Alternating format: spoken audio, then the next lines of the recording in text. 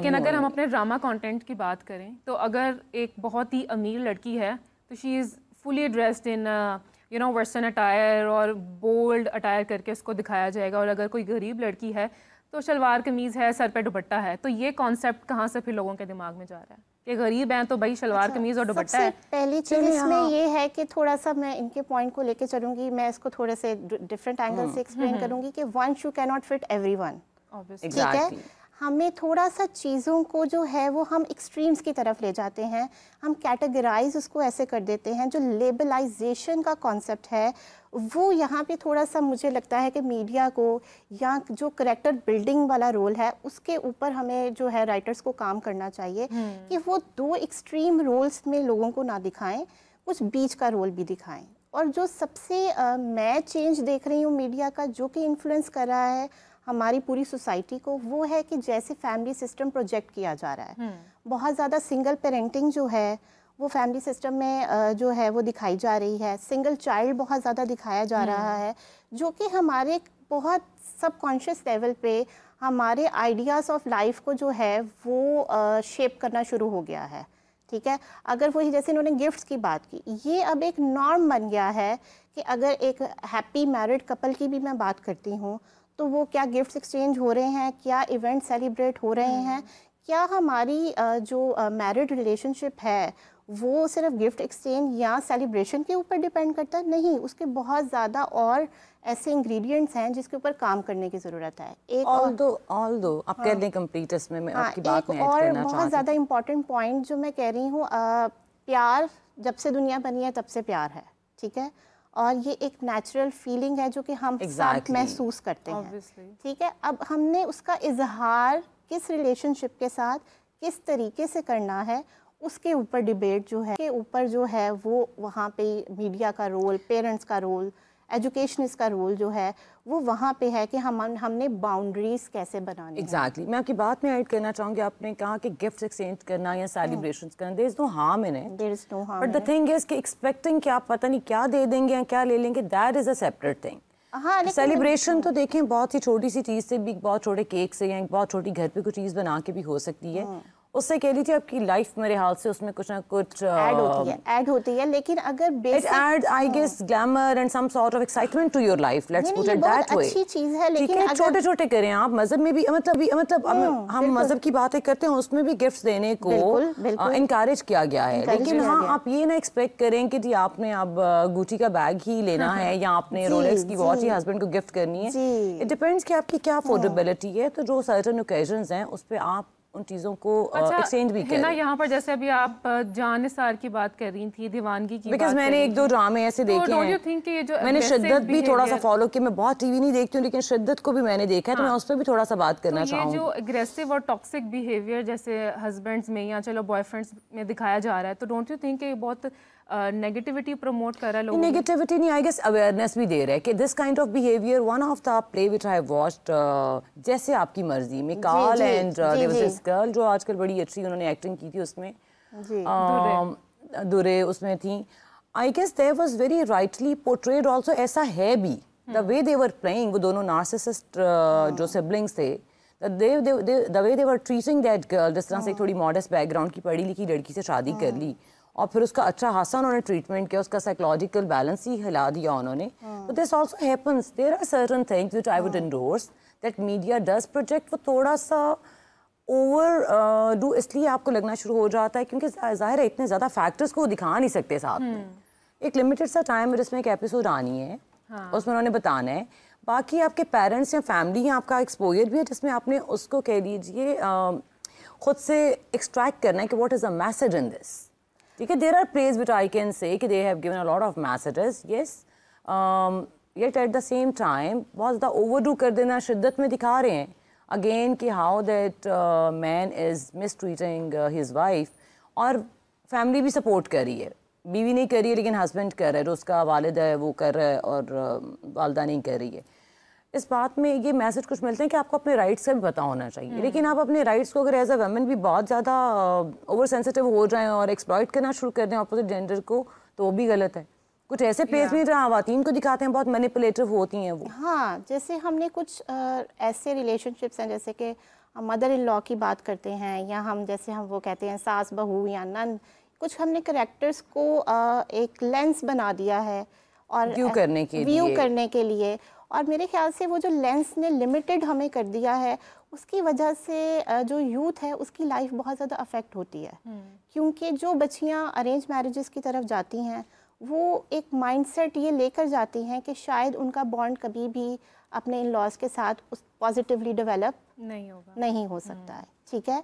तो वो कहीं ना कहीं हमारे कहीं वहाँ पे जो है वो एक मैं चेंज जो है वो देखती हूँ। जैसे कि पहले बहुत ज़्यादा जो है वो रिलेशनशिप्स बिल्डिंग के ऊपर काम था, अब ये है कि हम ना एज रेंज को पीछे ले गए हैं। हम टीन्स में जो हम बात करें ना कि प्यार होना, पसंद की शादी करना, किसी के लिए लाइकिंग रखना, ये सब नॉर्मल चीज़ें हैं, ठीक है। कहीं ना कहीं हम ये इस फेज़ उससे गुजरते हैं, लेकिन हम अगर उसकी एज रेंज को पीछे चलते जाएंगे तो बच्चे जब सेल्फ इस्टीम डेवलप कर रहे होते हैं तो वो फिर उस एज में इनसिक्योरिटीज़ डेवलप कर लेते हैं। यहाँ पर क्या लड़के और लड़कियों का साथ काम करना या घूमना फिरना गलत है?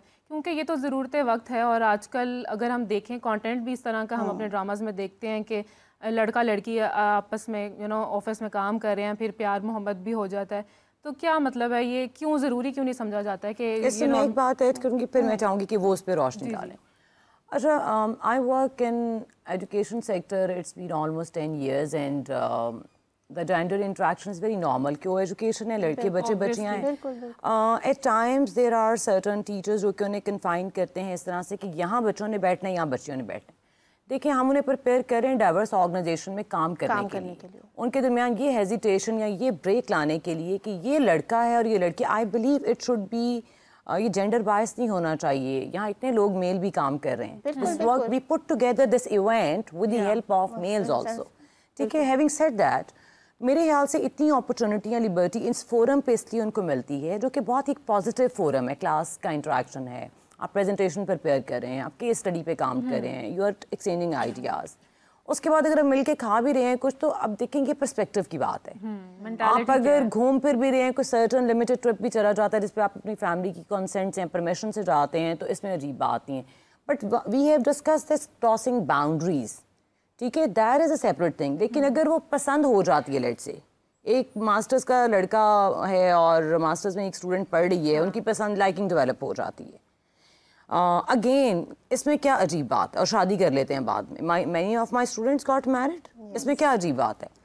यस, अजीब बात ये हो सकती है कि वो एक्सप्लॉइट करें दूसरे को, कुछ और करें, लेकिन इसके पॉजिटिव्स भी हैं, इसके नेगेटिव्स भी हैं। Again the religion also allows it. दोनों साइड की चीज़ें आपने इसमें साथ साथ में रखनी है, बैलेंस का आउट हो जाता है। हमारे जो ड्रामाज हैं, हमारी मूवीज हैं, ऐसी चीज़ों को फैंटेसाइज करके दिखाते हैं, तो लोगों की एक्सपेक्टेशंस भी हाई हो जाती हैं। फैंटेसी हमने अभी बात की है, सोशल वर्क के डिपार्टमेंट में हमारे में उन्होंने अभी रिसर्च कंडक्ट की है, उसमें एक बड़ी पॉजिटिव अच्छी बात उन्होंने ये कही कि so long the fantasy is about opposite gender, the way the global phenomenon is happening in Western societies, so long this attraction between opposite gender is prevailing, it is a positive sign, ठीक है? The moment it will cross that line in our country, alhamdulillah, we are so far blessed that I mean this is under control.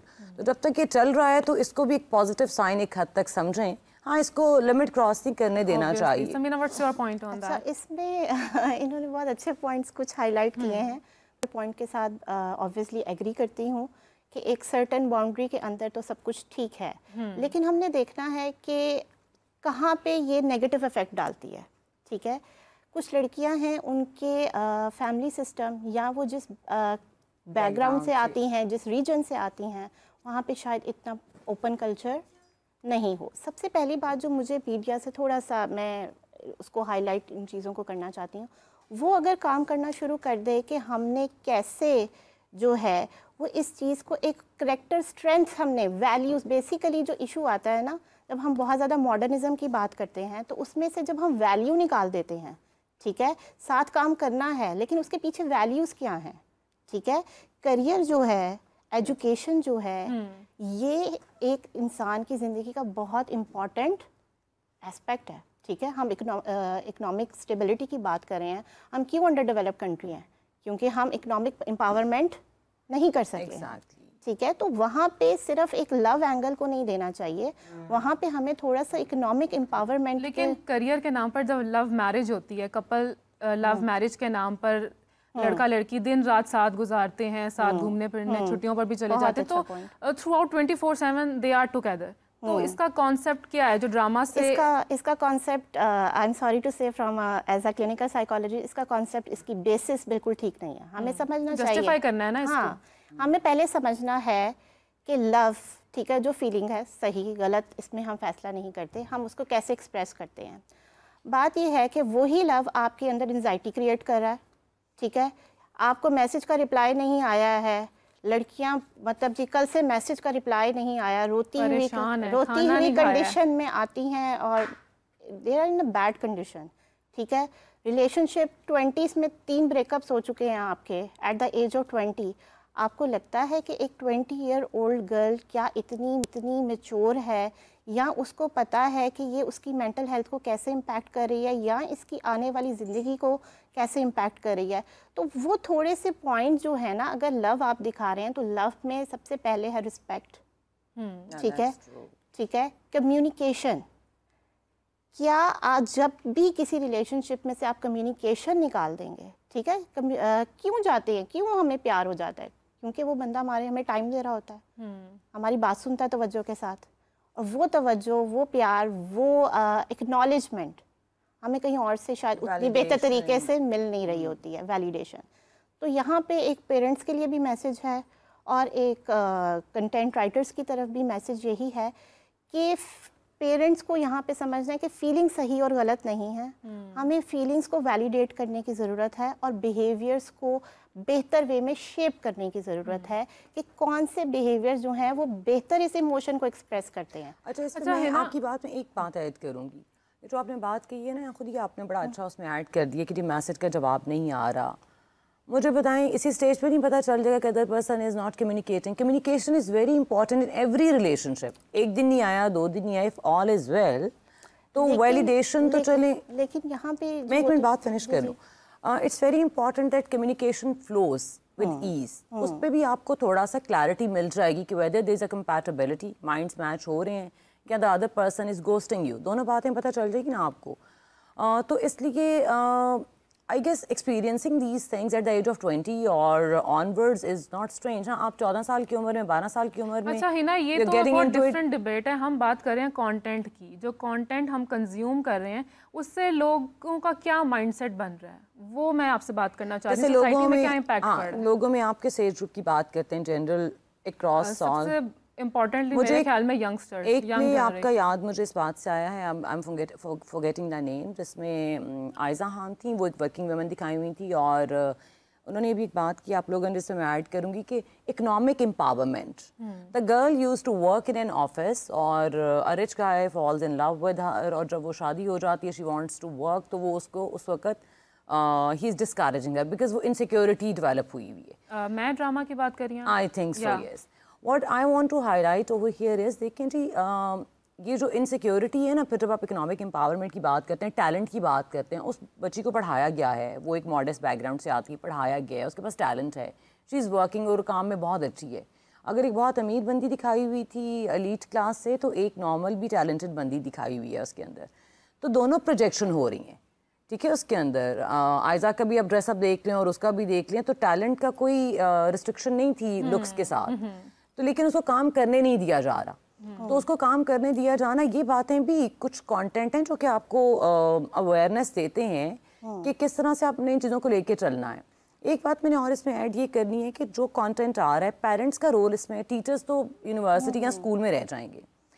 ये right from a certain age, जब बच्चे बहुत ज़्यादा media से linked up अपने iPads पे भी हो जाते हैं, बहुत सा कंटेंट वो देख रहे होते हैं। अब तो जितना कंटेंट 8 साल का बच्चा देख रहा है, 10 साल का बच्चा देख रहा है, ये टीवी पे तो कुछ नहीं है, ठीक है। The kind of content is available over there, unless कि आप सर्टन चेक्स लगाएं उसके ऊपर, उन वेबसाइट के आप ब्लॉक कीजिए, तो या यूट्यूब को ब्लॉक करें सर्टन चीज़ों को जो कंटेंट दिखा रहे हैं। पेरेंट्स का रोल इस बात में कि इवन कोई इमोशनल ट्रॉमास होते हैं, कोई और चीज़ें होती हैं, उनको हैंडल कैसे करना है, साइकोलॉजिस्ट का, पेरेंट्स का ये रोल बहुत इंपॉर्टेंट है साथ साथ में कि कैसे एड्रेस किया जाए। मैंने डोमेस्टिक भी इसलिए बात की है कि आयजा खान वाले प्ले की भी, कि अगर आपकी शादी भी हो जाती है in a family which has certain class difference, बिल्कुल, तो आपने उसको भी एड्रेस दिखाया तो है ना उन्होंने। देखें, media is not projecting all wrong, domestic violence पे दिखाया है, चाइल्ड अब्यूज पे दिखाया है, मोटरवे इंसिडेंट पे दिखाया है उन्होंने, कह लीजिए बैन भी तो हुए थे, बैन हो गया, लेकिन ये रियलिटी है सोसाइटी की, क्या नहीं हो रहा है सब कुछ यहाँ पे? वो मीडिया ने तो नहीं इम्पोज किया था ना, there was something going on, there are love stories also. तो आपने मीडिया के रोल को सारा एक उसमें नहीं देखना, बट आपने कंटेंट को एक्सट्रैक्ट कैसे करना है ये भी देखना है आपने। उसमें कौन लोग जो एजेंट्स हैं रोल प्ले कर सकते हैं, that is the thing which is my opinion in this. Samira, lastly आप कैसे कंक्लूड करेंगे इसको? मैं ऐसे ही कंक्लूड करती हूँ कि मीडिया जो है वो परसेप्शन बिल्डिंग के अंदर बहुत मेन रोल प्ले करता है और उसका यूथ के ऊपर बहुत इम्पैक्ट है, ठीक है, क्योंकि अब जो यूथ है वो रोल मॉडल्स वहाँ से पिक करता है। तो जैसे इन्होंने बात की कि साइकोलॉजिकल इम्पैक्ट की तो हम बहुत बात कर रहे हैं, अवेयरनेस भी मीडिया ने बहुत क्रिएट की है, लेकिन उस इम्पैक्ट को डील कैसे करना है, इमोशनल रेगुलेशन बेहतर तरीके से, ट्रॉमा से जैसे निकलना है, उसमें जो प्रोजेक्शन कुछ मेडिकल जो डिसऑर्डर्स हैं उनकी भी ऐसे की जाती है, साइकोलॉजिकल डिसऑर्डर्स की भी जो मैनिफेस्टेशन है उसको अगर एक एक्सपर्ट से थोड़ी सी, और जो मैं एक चाहती हूँ कि एक साइकोलॉजिस्ट को जो कुछ ड्रामास में दिखाया जाता है वो बहुत ही गलत प्रोजेक्शन दिखाई जाती है, जिसके साथ हम दूर दूर तक भी रिलेट नहीं कर पाते हैं कि ऐसा कुछ हम लोग करते हैं या ये इस तरीके से उस चीज़ की होती है। तो वो पहले तो प्री रेक्विजिट जो है, क्योंकि मीडिया के थ्रू ही हमने जब इतनी अवेयरनेस क्रिएट की है तो हम जो है वो साइकोलॉजिकल नीड्स की तरफ, साइकोलॉजिकल हेल्थ को हमने कैसे वेलबींग को मेंटेन करना है उसकी तरफ भी मीडिया को थोड़ा सा जो है वो अपना रोल जो है वो प्ले करना चाहिए। और बाकी हमें जो है मेरा इसके अंदर सिर्फ लास्ट पॉइंट ये है कि freedom of speech is very good, ठीक है, दोनों एक्सपेक्ट सिखाना इज़ वेरी गुड, लेकिन उसमें आप ये बताएं कि हमने टॉलरेट कैसे करना है। Tolerance building is missing somehow, जिसकी वजह से हम ये आज डिबेट कर रहे हैं। Thank you Samina, thank you Hina. और इसी के साथ बढ़ते हैं अपने नेक्स्ट सेगमेंट की तरफ विद हॉरोस्कोप सेगमेंट। तो चलिए let's move towards the horoscope segment.